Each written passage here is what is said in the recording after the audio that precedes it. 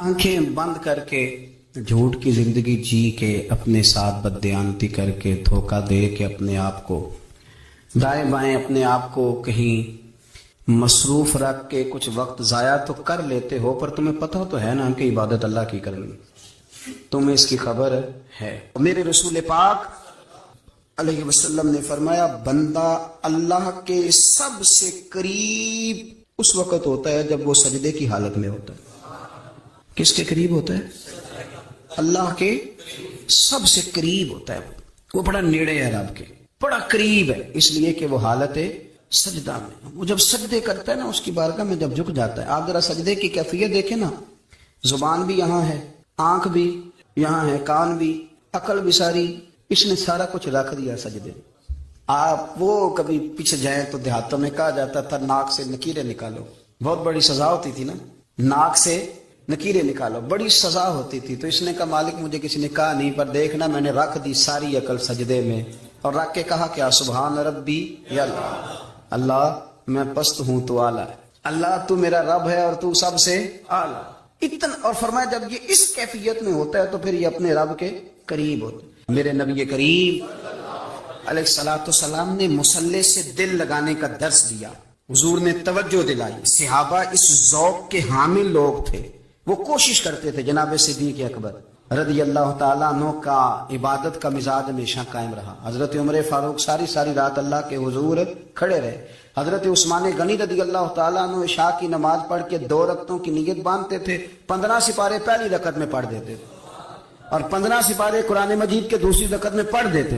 آپ نے نا حضرت عمر فاروق کے وصال کے بعد ان کی ایک بیوہ سے نکاح کیا، حضرت عثمان غنی نے نکاح کیا۔ وہ خاتون آپ کے نکاح میں آئیں تو عرض کرنے لگی امیر المومنین میرے لیے اعزاز تو بہت ہے کہ میں امیر المومنین کی بیوہ تھی تو امیر المومنین کی منکوحہ ہو گئی ہوں، لیکن حضور نہ تو میں جوان ہوں کہ میرے اندر رغبت ہوتی اور نہ میں اب اس قابل ہوں کہ کوئی خدمت کر سکوں، میرے ساتھ نکاح کی وجہ کیا بنی؟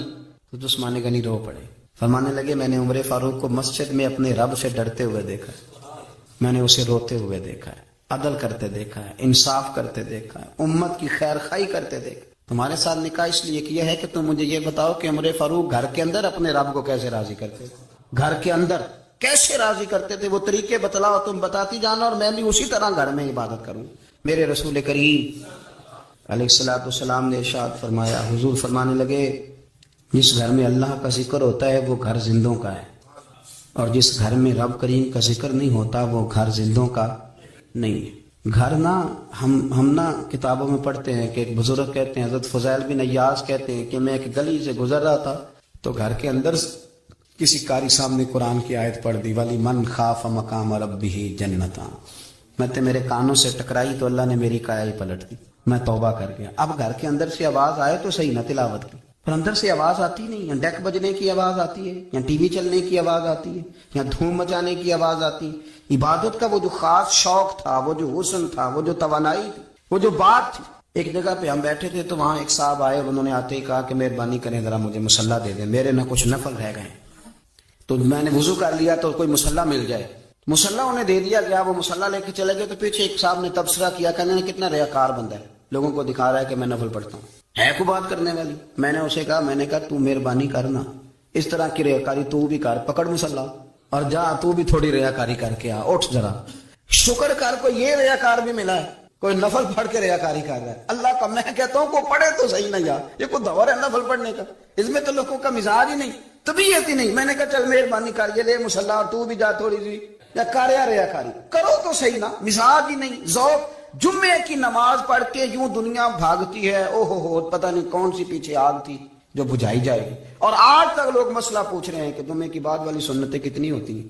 میں نے کہا کتنے سال ہو گئے جمعہ پڑھتے، کتنے سال ہو گئے، ابھی تک سنتوں کا نہیں پتا، ابھی تک نہیں علم کے پہلے کتنی رکھتے ہیں اور بعد میں کتنی رکھتے ہیں۔ فجر کی سنتیں کب پڑھنی چاہیے، سنو فجر کی سنتوں کے بارے میں۔ میرے رسول کریم سید عالم صلی اللہ تعالی علیہ وسلم سے ایک صحابی نے پوچھا تھا، حضور میری فجر کی سنتیں رہ گئیں یا رہ جاتی ہیں تو حکم کیا ہے، کیا انداز ہے حضور کا؟ بخاری مسلم کے لفظ سنو، حضور سید عالم صلی اللہ علیہ وسلم فرمانے لگے، اس نے کیا پوچھا تھا، حضور جواب کیا دیتے ہیں؟ فرمایا فجر کی سنتیں کبھی نہ چھوڑنا، فجر کی پہلی 2 سنتیں کبھی نہ چھوڑنا۔ یا رسول اللہ صلی اللہ تعالی علیہ وسلم میری رہ گئی ہیں، رہ جاتی ہیں، فرمایا فجر کی 2 سنتیں نہ چھوڑنا، فرمایا فجر کی پہلی 2 سنتیں مجھے دنیا اور دنیا کے اندر جو کچھ ہے وہ سب سے زیادہ پیاری ہے. فجر کی 2 سنتیں دنیا اور دنیا میں جو کچھ ہے مجھے وہ سب سے زیادہ پیاری ہے. اس لیے فجر کی سنتیں نہ چھوڑیں. اپنا ذوق، اپنی طبیعت، ہم نے نا ذوق غلط بنا لیا. اگر 20 بندے کہہ بھی دیں گے تو نے بڑی شاندار تلاوت کیا تو کیا اس سے بنے گا؟ 100 بندہ کہہ بھی دے تیری کیا بات ہے، کیا بات ہے نعت خاں کی، کیا بات ہے علامہ صاحب کی، پیر صاحب کی، پیر مہر علی شاہ صاحب رحمت اللہ علیہ. آپ تشریف فرما تھے تو آپ کے ایک ہی بیٹے بابو جی جن کو کہا جاتا ہے، جس دن صاحبزادے پیدا ہوئے تو خادم نہ وہاں سے نکلا. ان لوگوں کی شوق اور طرح کے تھے نا تو ان کی توجہ بھی اپنے شوق کی طرف رہتی. تو خادم نکلا اندر سے، پیر صاحب مبارک ہو، پیر صاحب مبارک ہو، پیر صاحب مبارک ہو، پیر صاحب مبارک ہو. شور کر رہے ہیں تو پیر صاحب کو وجد ہو گیا. اللہ اکبر، اللہ اکبر، اللہ. وہ کیا ہوا؟ کس بات کی مبارک دے رہے ہو؟ عرض کی حضور اللہ نے بیٹا دیا. تو آپ فرمانے لگے اچھا حضور آپ کیا ہوا؟ آپ تو پریشان ہو گئے. فرمانے لگے جب تو نے 3 دفعہ کہا نا مہر علی کو مبارک ہو تو میں سمجھا تھا شاید تجھے کسی نے بتا دیا ہے کہ مہر علی سے اللہ راضی ہو گیا. میں سمجھا تھا کہ شاید تو یہ خبر لے کے آیا ہے کہ کسی نے بتایا ہے کہ مجھے آج خبر ملی ہے کہ مہر علی سے رب اچھا پتر ہوا ہے. الحمدللہ، اللہ کا شکر ہے. پر میرے لیے مبارک کا دن وہ ہوگا جب میرا رب کہے گا کہ میں مہر علی سے راضی ہوں. میرے محبوب کہیں گے کہ میں مہر علی سے. آپ بات کو سمجھیں. شوق ہی کسی اور طرف تھا، دل ہی کہیں اور لگا ہوا تھا، طبیعت ہی کہیں اور مائل تھی. کوئی وظیفہ پوچھتے تھے تو پڑھتے تھے وہ لوگ، کچھ اللہ اللہ انہیں بتائی جاتی تھی تو کرنے کا ذوق رکھتے تھے. طبیعت تھی، قائل تھے. حضرت ربیع کہتے ہیں میں بڑی دور سے سفر کر کے گیا حضرت اویس کرنی سے ملنے، بڑی دور سے.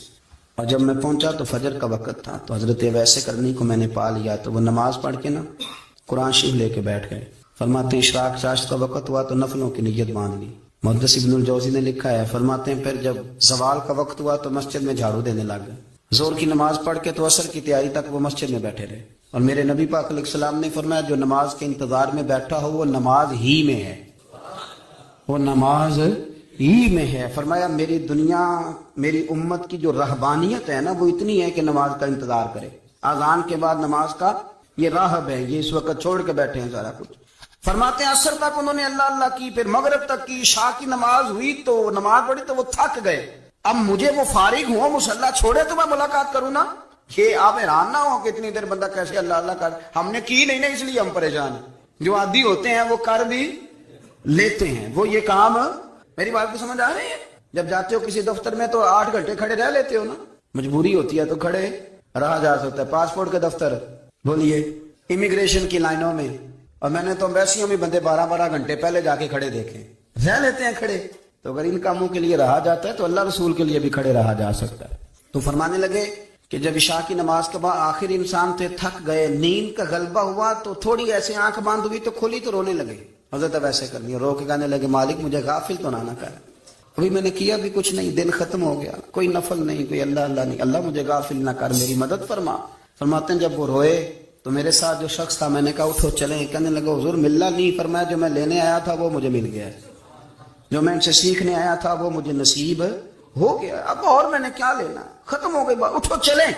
اللہ کے بندوں نے حضرت ربیہ بن کعب اسلمی رضی اللہ تعالیٰ عنہ فرماتے ہیں، کہتے ہیں جب بنو قریظہ اور بنو نذیر یہودیوں کے ساتھ حضور علیہ السلام نے جنگ کا اعلان فرمایا تو وہ دشمن ہو گئے. ہمیں خطرہ تھا کہ وہ رات کو کہیں محبوب کو تکلیف نہ دیں. تو کچھ لوگ نا تلواریں لے کے نبی پاک کے دروازے پہ پہرے داری کرتے تھے. گن مین رکھنا حرام نہیں، اگر کسی کو واقعی خطرہ ہو تو اس کے لیے سنت بھی ہے. حضرت علی المرتضیٰ تلوار لے کے حضور کے گھر کا پہرا دیتے تھے. حضرت ربیہ بن کعب اسلمی رضی اللہ تعالیٰ عنہ فرماتے ہیں کہ رات میری ڈیوٹی تھی کہ میں حضور کے گھر کا پہرا دوں گا. تو فرماتے ہیں میں باہر سن رہا تھا، ساری رات ہی میرے نبی پاک نے اللہ کی تسبیح پڑھی، ساری رات، کبھی تسبیح، کبھی تحلیل، کبھی تحمید، کبھی تکبیر، ساری رات. فرماتے ہیں ساری رات حضور پڑھتے رہے اور ساری رات ہی میں سنتا رہا. مجھے اونگ آ گئی، میری آنکھ لگ گئی، حضور ابھی پڑھ گئے، میں تھک کے سو گیا. اور فرماتے ہیں جب میری آنکھ دوبارہ سے کھلی تو میرے کانوں میں پھر کوئی چیز گونجی تو میں نے کان لگایا تو میرے حبیب ابھی بھی اللہ کو یاد کر رہے. ساری رات حضور رب کی عبادت کرتے. اسی لیے تو کہا یا ایھا المزمل قم اللیل الا قلیلا. ابھی ساری رات تو نہ جاگا کر، تھوڑا آرام بھی کر لیے گا. میرے بھائی اپنا مصلح، اپنی عبادات، اپنے وظائف، اللہ اللہ جو آپ نے کسی سے سیکھی ہے اس کو کبھی کمزور نہ ہونے دیں. شجرہ شریف جو کسی بزرگ سے آپ لے لیتے ہیں تو کیا رسم ہے کوئی؟ اس پہ کچھ لکھا ہوتا ہے، وہ پڑھنے کے لیے دیا جاتا ہے، اس پہ لکھا ہوتا ہے کہ یہ اللہ اللہ آپ نے کرنی ہے۔ انسان پر اگر کوئی شخص نیکی کر دیتا ہے، احسان کر دیتا ہے، تو انسان اس کے سامنے پھر گردن نہیں اٹھا سکتا، یار یہ میرے مشکل وقت کا دوست ہے، اس نے میرے ساتھ نیکی کی ہے، کبھی بھی گردن نہیں اٹھائے گا، جھکا کے رکھے گا۔ تو اگر عام کوئی نیکی کر دے تو اس کے سامنے انسان کبھی گردن نہیں اٹھاتا، تو جو رب ساری نعمتیں عطا فرمائے، جو کہے کہ تیری تخلیق میں نے کی، تجھ سے پہلوں کو بھی پیدا میں نے کیا، تیرے لیے زمین کا بچھونا بھی میں نے بچھایا، آسمان کی چھت بھی میں نے لگائی، تیرے لیے زمین سے ساری اناج کو، پھل کو، کھیتیوں کو نکالا بھی تیرے لیے، اب تو اس طرح کر کہ تو میری عبادت کر، تو میری بارگاہ میں جھک جا۔ بہت سارے نشے لوگوں کو لگے ہوئے ہوتے ہیں، ہر آدمی کوئی نہ کوئی نشہ کرتا ہے، کوئی دولت کا کرتا ہے، کوئی شہرت کا کرتا ہے، کوئی اپنی تعریف کا نشہ کرتا ہے، دو چار لوگوں سے تعریف سن کے مطمئن ہو جاتا ہے۔ ناراض تو نہیں ہو گیا اس جملے سے؟ آپ کرتے ہیں لوگ دولت کا نشہ بھی، یہ جب نقصان ہوتا ہے تو بندے بیمار نہیں ہو جاتے، پیسے ڈوب جاتے ہیں تو لوگ بیمار نہیں ہو جاتے، تو اس کا مطلب یہ ہوتا ہے کہ نشہ ٹوٹ گیا ہے۔ اب بہک ہوئے نا تھوڑے سے تو کانپتے ہیں، تڑپتے ہیں، پریشان، نشہ ہی اسی طرح ہی کرتا ہے نا، نہیں ملتا تو پریشان ہوتا ہے۔ یہ سارے نشے ہیں، مختلف قسم کا نشہ۔ اب مانتے نہیں اس بات کو، تسلیم نہیں کرتے، کیونکہ تسلیم کرنا بڑا مشکل کام ہے، اس کے لیے تو بڑی ساری چیزیں جو ہے وہ دبوچ کے اور بڑی سارے رستے پھلانگ کے آنا پڑتا ہے، تو بڑا مشکل ہے ماننا، ورنہ کرتے ہیں ہم، ہمارا مزاج ہے۔ یہ گھومنے پھرنے کا، دنیا دیکھنے کا بھی ایک نشہ ہے، یہ بہت ساری باتیں کرنے کا بھی ایک نشہ ہے، گپ شپ کا بھی ایک نشہ ہے۔ دو چار لوگوں کی جب تک پگڑیاں نہ کھول لیں، بعض لوگوں کو نیند نہیں آتی، یہ غیبت کا، چغلی کا، بددیانتی کا، یہ بھی ایک نشہ ہے۔ اس پر ملا رومی رحمۃ اللہ نے بڑا کلام لکھا ہے، وہ کہتے ہیں مانگ کے کھانے کا بھی نشہ ہے، مانگ کے کھانے کا بھی نشہ ہے۔ وہ کہتے ہیں کہ ایک بھیک مانگنے والی خاتون تھی، تو بادشاہ کے پاس بھیک مانگنے آئی، تو بادشاہ کو پسند آ گئی، اس نے شادی کر لی۔ اب اس کو عادت تھی بھیک مانگ کے کھانے کی، تو وہ کنیزوں سے کہا کرتی تھی کہ فٹافٹ نہ روٹی لے کے آیا کرو، میں 2-3 دفعہ مانگوں تو پھر لایا کرو، کیونکہ ایک نشہ ہے نا، تو میں مانگوں 2-4 دفعہ تو پھر۔ تو انسان بہت سارے نشے کرتا ہے، یہ مانتا نہیں، یہ موبائل، یہ فیس بک، یہ سارے نشے ہی ہیں۔ اپنی فوٹو لگا لینا، سارا دن اسی کو دیکھتے رہنا، اور بڑے بڑے سیانے بندے جو وزادار ہیں، بڑے وزادار لوگ ہیں، لیکن وہ بھی سنجیدگی کے قائل نہیں، اس طرح کے نشوں کا شکار ہیں۔ یہ سارے نشے ہیں جو ہم نے پال لیے۔ ہمارے صوفیاء، ہمارے بزرگ فرماتے ہیں کہ تم اس طرح کرو، اگر سارے نشوں سے بچنا چاہتے ہو تو سجدے کا نشہ شروع کرو، سجدے کا نشہ شروع کرو۔ یہ نا اقبال کہتے ہیں، عطار ہو، رومی ہو، رازی، آپ بات کو سمجھیں، عطار ہو، رومی ہو، رازی ہو، غزالی ہو، کچھ ہاتھ نہیں آتا بے آہ سحر گاہی۔ کہتے بہت بڑا صوفی ہو جیسے فرید الدین عطار تھے، بہت بڑا تصوف کا امام ہو جیسے امام غزالی تھے، بہت بڑا تفسیر کا استاد ہو جیسے امام رازی ہو، عطار ہو، رومی ہو، رازی ہو، غزالی ہو، پر کچھ ہاتھ نہیں آتا بے آہ سحر گاہی۔ اگر سویرے اٹھ کے روتا نہیں نا اللہ کی بارگاہ میں، اگر تہجد نہیں نہ پڑھتا، تو کچھ ہاتھ نہیں آتا بے آہ سحر گاہی، پھر اس کو کوئی چیز نصیب۔ میری بات کی سمجھ آ رہی ہے آپ حضرات؟ جب تک آپ سویرے نہیں اٹھتے، آپ اللہ اللہ نہیں کرتے، آپ کو نوافل کا چسکا نہیں، عبادت کا مزہ نہیں، فرمایا میری عبادت کرو، یہ شوق پیدا کرو، میں نے تمہیں پیدا کیا ہے۔ ہم لوگوں کے نشے، مختلف نشے، بڑا عجیب رنگ ہے۔ محفل کی صدارت کرنے والے بڑے پیر صاحب، بڑے القابات، بیچ میں سے بندہ تلاش کرنے سے بھی نہیں ملتا، اتنے بڑے لقب ہیں اس کے، لیکن وہ سج سنور کے 2.5 گھنٹے بیٹھا رہا محفل میں، اور نماز کا وقت آیا تو اس نے مختصر سی پڑھی، وہ نکل گیا، وہ ہلکے سے سجدے کیے۔ اتنا بڑا عشق رسول، نعت کا، ہو کیا بات ہے، اور عشق رسول کا بہت بڑا پیغامبر، بہت بڑا مبلغ، وہ بیچارہ سمجھ ہی نہیں سکا کہ اللہ کے رسول نے فرمایا تو نماز پڑھ میری آنکھیں ٹھنڈی ہو جائیں گی۔ تو یہ نشے کے عادی تو ہیں، پر حقیقت کے قائل نہیں۔ یہ بس ٹھیک ہے، خوابوں کی دنیا میں لوگ زندہ ہیں، پر جن کو یہ جو نشہ تھا نا عبادت کا، یہ میرے رسول پاک کی چاہت ہے، یہ میرے نبی کریم علیہ السلام کی۔ آپ دیکھیں نا، حضور مہینوں جا کے غار ہرا میں بیٹھتے تھے، کیا وہاں تبلیغ کرتے تھے، کوئی کتاب لکھتے تھے؟ رسول کریم علیہ السلام مہینہ رہتے غار ہرا میں، کوئی نہ مجھے دیکھے، کوئی نہ مجھے ملے، حضور یہاں کیا ہے؟ فرمایا میں اپنے رب کی عبادت کروں گا۔ نبی کریم علیہ السلام نے سجدوں کے ساتھ پتھروں اور پہاڑوں کو آباد کر دیا، سجدوں کے ساتھ۔ آپ کا سجدہ آپ کو بہت ساری چیزوں سے چھڑا لیتا ہے۔ یہ بہت ساری جگہوں سے جھکنے سے بچا لیتا ہے. صوفیاء اولیاء یہ کیا کرتے تھے؟ یہ سجدے کا ذوق ہی تو پیدا کرتے تھے. سجدے کا ذوق. شاہ عبدالعزیز دباغ رحمۃ اللہ تعالی علیہ اپنے مریدوں سے فرمایا کرتے تھے کہ اگر تم پکے نمازی بن جاؤ نا، تہجد گزار ہو جاؤ، تو میرے پاس آنا جانا چھوڑ دینا. اور اس کی حضور کیوں؟ فرمایا میں تمہارے اور رب رسول کے راستے میں رکاوٹ نہیں بننا چاہتا، اور میرا مقصود ہے تمہیں وہاں تک پہنچانا. جب پہنچ گئے تو پھر میری ضرورت ختم ہو گئی. ہاں کبھی وسوس آئے، شک پیدا ہو، تکلیف ہو تو آنا، ورنہ میں نہیں چاہتا کہ میں رکاوٹ بنا رہوں. تم اللہ اللہ کرو، اس مالک کو راضی کرو. کثرت عبادت، نوافل.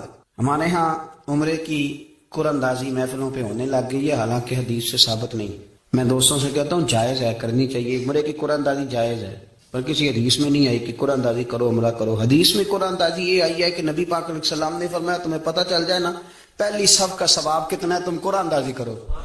عمرے کی قرآن اندازی کا تو پوسٹر چھپتا ہے، تو یہ والی قرآن اندازی کب ہونی ہے؟ ہونی چاہیے کہ نہیں؟ حضور نے فرمایا تمہیں پتہ چلے کہ اس کا ثواب کتنا، تو تم قرآن اندازی کرو، تم قرآن ڈالو. جب آپ نماز پڑھ رہے ہوتے ہیں، جب آپ کا مصلی آباد ہوتا ہے. صلاح الدین ایوبی ایک بزرگ سے ملاقات ہو گئی، بیت المقدس پر قبضہ تھا عیسائیوں کا. تو صلاح الدین بڑے پریشان تھے. وہ بابا جی کہنے لگے پتر کیا ہوا؟ کہنے لگے حضور پتہ چلا ہے دشمن کے 2 بحری بیڑے اسلحہ لے کے آ رہے ہیں. مسلمان پہلے ہی کمزور ہیں، اور اب اگر 2 بحری بیڑے اور آ گئے تو حضور مسئلہ بن جائے گا. تو میں پریشان ہوں کہ کس طرح یہ کم مسئلے والی ہماری فوج ہے کیسے مقابلہ کرے گی. تو بابا جی کہنے لگے پتر اس طرح کرنا، آج رات تو بھی دعا کرنا اور میں بھی کروں گا، تو بھی دعا کرنا. آپ ناراض نہ ہونا، ہم تو پیروں والے، ہم تو پیروں کے نوکر غلام ہیں، ہمارا تو گزارا ہی نہیں، ہمیں تو ملتا ہے سارا کچھ وہاں سے. پر میرا سوال یہ ہے کہ تعویذ لینے جاتے ہو نفل کیوں نہیں پڑھتے؟ رات اللہ اللہ کیوں نہیں کرتے؟ یہ بھی تو ہمارے بزرگوں کا ہی طریقہ ہے، انہوں نے تو ہمیں سکھایا ہے. صلاح الدین ایوبی سے بزرگوں نے کہا کہ رات آج نا اللہ اللہ کرنا، تو میں تیرے لیے دعا کروں گا، تو بھی دعا کرنا. تو بندہ جب دکھی ہوتا ہے تو سجدہ کرتا ہے، تو پھر ہی تو مصلی بھیگ جاتا ہے، پھر ہی تو مزہ آتا ہے. سکھی بندہ تو کعبے جا کے نہیں روتا. دکھی تھے، تکلیف تھی، تو سر رکھا سجدے میں تو تڑپ گئے. اور وہ بابا جی کہتے ہیں میں مسجد آیا تو صلاح الدین چیخے مار کے رو رہا تھا اور کہہ رہا تھا مالک میں کوئی اپنی شان کے لیے تو نہیں نہ لڑ رہا، اللہ کو میں کوئی قبضوں کے لیے تو نہیں لڑ رہا، مالک تیرے لیے لڑ رہا ہوں، مجھے بے آبرو نہ کرنا، میری مدد فرمانا. کہتے ہیں میں آیا تھا کہ مسجد میں دعا کروں گا، پر صلاح الدین ایوبی کو روتے دیکھا تو میں لوٹ گیا. تو سویرے صلاح الدین ملے تو بڑے خوش تھے. میں نے کہا پتر کیا ہوا؟ کہنے لگے حضور وہ بحری بیڑے 2 آ رہے تھے نا اسلحہ لے کے، دونوں ڈوب گئے پانی میں ڈوب گئے. تو بابا جی کہنے لگے صلاح الدین وہ پانی میں نہیں ڈوبے، وہ تیرے آنسوؤں میں ڈوب گئے، وہ غرق ہو گئے. وہ جو تو نے مصلی بات کیا تو وہ تیرے آنسوؤں میں ڈوب گئے، وہ غرق ہو گئے، وہ تباہ اتنے قیمتی تھے تیرے آنسو کے بہا لے گئے دشمن کے بحری بیڑوں کو. میرے بھائی ٹھیک ہو گیا جی، میرے عزیز سمجھ لیں اس بات کو ہمیشہ کے لیے، اور اس پر غور کرنے اچھے طریقے سے کہ میرے رسول کریم سید عالم صلی اللہ علیہ وسلم نے نا ہماری توجہ دلائی، حضور نے ہمیں بتلایا، ہمارا ذوق بڑھایا عبادت کی طرف. ایک صحابی تھے حضرت ابو فاطمہ رضی اللہ تعالیٰ عنہ، یہ ترمذی شریف کی حدیث ہے. نبی پاک علیہ السلام نے فرمایا ابو فاطمہ قیامت کے دن مجھ سے جلدی ملنا چاہتے ہو کہ دیر کے ساتھ؟ تو کہنے لگے حضور کون ہوگا جو دیر سے ملنا چاہے، ہم نے تو جان دے دی وعدہ دیدار پر. اعلیٰ حضرت فرماتے ہیں جان دے دی وعدہ اور نقد اپنا دام ہو ہی جائے گا. مجھے لگتا ہے کہ یہ سودا نقد و نقد ہو جانا ہے، چونکہ ہم نے جان دے دی وعدہ دیدار پر. آپ نے وعدہ کیا تھا کہ مریں گے تو پھر زیارت ہوگی، تو مر گئے ہم زیارت کی خاطر.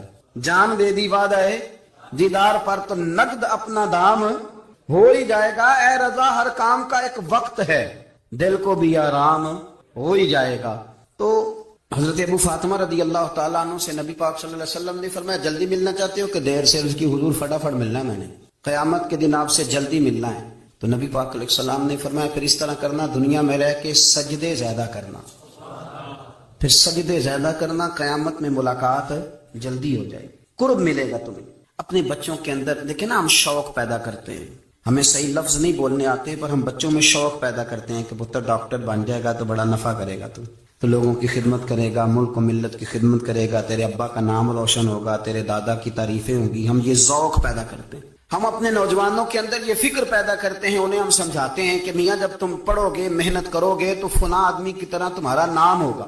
یہ جتنا ذوق ہم بچوں کے اندر ان چیزوں کا پیدا کرتے، ہمیں حکم ہے کسی طرح ہم ذوق پیدا کریں کہ پتر نماز پڑھے گا تو اللہ راضی ہو جائے گا، تو سجدہ کرے گا. دیکھیں نا میرے رسول کریم علیہ السلام نے فرمایا 7 سال کے بچے کو مسجد لے کے جاؤ، یعنی اسے شوق دلاؤ، اس کے اندر یہ خاصیت پیدا کرو کہ اس کا دل کرے مسجد میں جانے کی، اس کے اندر یہ خصوصیات لاؤ کہ وہ ہمارے ہاں نا ہر چیز کو پروموٹ کیا جا رہا ہے، ہر چیز کو یعنی سر سنگیت سکھانے کے لیے اکیڈمیاں بن گئی، ہر شے پروموٹ ہو رہی ہے، عبادت کا جذبہ کم ہوتا جا رہا ہے، اللہ کا ذوق ہمارے اندر نہیں رہا، اور اتنا مشکل ہم نے اپنے لیے بنا لیا ہے کہ وہ بندہ جو بڑی زبردست مذہبی گفتگو کر رہا تھا اور تگڑی بات کر رہا تھا، کیا بات ہے، لیکن نماز کے بارے میں کمزوری دکھا جاتا ہے، نوافل کے بارے میں وہ چپکے سے نکل جاتا ہے۔ امام احمد بن حنبل رحمۃ اللہ تعالی علیہ، مسند امام احمد بن حنبل 14 جلدوں میں ہے مارکیٹ میں، اور مجھے تو خیر پسند ہی پڑی ہے، میں نے تو کئی دفعہ پڑھی ہے، اور کیا بات ہے امام احمد بن حنبل کی، کیسے تگڑے قسم کے محدث تھے اور اللہ نے کتنا انہیں اعزاز عطا فرمایا ہوا ہے۔ یہ کوڑے بھی کھاتے تھے دین کی خاطر، سارا کرتا لہو سے بھر بھی جایا کرتا تھا، بڑا اعزاز والا شخص تھے، بڑے اعزاز والے، حدیثیں جمع کرنا، حدیثیں لکھنا، حدیث پڑھانا، سارا دن رہتے تھے، کہہ سکتے تھے کہ میں کر تو رہا ہوں کام، اور حدیث بھی موجود ہے کہ عالم عابد سے افضل ہوتا ہے، پر اس کے باوجود امام احمد بن حنبل رحمۃ اللہ علیہ 300 نفل فرض نمازوں کے علاوہ پڑھا کرتے تھے، 300 نوافل روز پڑھا کرتے تھے۔ ان کے بیٹے نے کہا ابا جی مکان خریدنا ہے تو جگہ کہاں کر کے لوں، بہت ساری آبادیاں، تو فرمایا پتر وہاں لینا جہاں مسجد قریب ہو۔ میرے رسول کریم سید عالم صلی اللہ علیہ وسلم اتنا پسند کرتے مسجد کو، اتنا پسند کرتے نماز کو کہ رسول کریم صلی اللہ علیہ وسلم تہجد کی نماز بھی پڑھتے، پھر حضور فجر کی نماز بھی پڑھتے، نبی پاک وتر کو الگ کر کے پڑھتے، عشاء کے ساتھ نہیں پڑھتے۔ یہ تو ہم اس لیے اجازت دی ہمارے بزرگوں نے کہ بعد میں اٹھے گا کون علیحدہ وتر پڑھنے کے لیے، عشاء کے ساتھ پڑھ لے، وتر پڑھتے، تہجد پڑھتے، فجر پڑھتے، اشراق پڑھتے، چاش پڑھتے، پھر مغرب کی نماز کے بعد 6 رکعت اوابین پڑھتے، پھر رات کو صلاۃ اللیل پڑھتے۔ سیدہ عائشہ صدیقہ کہتی ہیں زمانہ سو جاتا اور میرے رسول مصلی بچھا کے کھڑے ہو جاتے، او یار کھیتی باڑی کر کے نہیں، محنت مزدوری کر کے نہیں، جناب عائشہ کہتی ہیں میں یہ بھی دیکھتی کہ حضور ایک آیت شروع کرتے تو ساری رات اسی کو پڑھتے، اور میری نظر جاتی تو قدم مبارک پہ ورم آ جاتا، یار نماز پڑھ کے اتنی مشقت کر کے، اتنی جد و جہد کر کے ورم آ گیا، یا رسول اللہ اتنی محنت کیوں کرتے ہو؟ فرمایا فلا اکون عبدا شکورا، کیا میں اپنے رب کا شکر گزار بندہ نہ بنوں؟ صحابہ کا ذوق عبادتوں کا، ریاضتوں کا، تلاوتوں کا، طبیعت ان کی، وہ ایک دوسرے کو، حضرت مولا علی شیر خدا کرم اللہ تعالی وجہہ الکریم کے زمانے میں روم کے بادشاہ نے کہا یار یہ مسلمانوں کا پتہ تو کرو، یہ آخر کیوں اتنے زیادہ مجاہد ہیں؟ اس زمانے میں جاسوس بھیجنے کا مزاج تھا، اب تو جاسوس پکڑا جاتا ہے، اب تو جاسوس، اور جاسوسی کا شوق ویسے آج بھی ہے۔ عرض کروں تھوڑی سی بات اس عنوان سے، پتہ کیا ہمارا مسئلہ ہے، ہم جہاں جاتے ہیں نا وہاں تھوڑی خوشبو سونگنے کی کوشش کرتے ہیں، وہ کیا ہے تو یہ کیا ہے تو ادھر کیا ہے تو تھوڑا سا ادھر کیا ہے۔ میرے رسول پاک پڑھیے درود شریف، سارے پڑھیے ذرا زور سے، صلی اللہ تعالی۔ نبی پاک علیہ السلام نے فرمایا جاسوسی نہ کرنا ورنہ تم بندوں کو خراب کر دو گے، اور فرمایا اس طرح نہ ہو کہ تم کسی کے آپ کھول نہ نکلو تو تمہارے پہلے کھول جائیں۔ یہ جو ذوق ہے نا یہ ختم کریں، چھوڑیں، مطلب آپ کس چکر میں پڑے ہوئے ہیں، اتنی زیادہ توجہ کرنے کی کیا ضرورت ہے، نیک کام سے کام رکھیں، اس میں بندہ تھوڑا سا نا آسان رہتا ہے۔ یہ جو بہت زیادہ ٹٹولنے والے لوگ ہوتے ہیں نا وہ بےچارے پھر عمر ٹٹولتے ہی گزار دیتے ہیں، اس لیے کہ مزاج ہی بہت پکا ہے، بوری کا منہ کھول کے اندر تک ہاتھ ڈالنا، تو پھر کئی دفعہ سامنے سے بچھو بھی لڑ جاتا ہے، خرابی ہوتی۔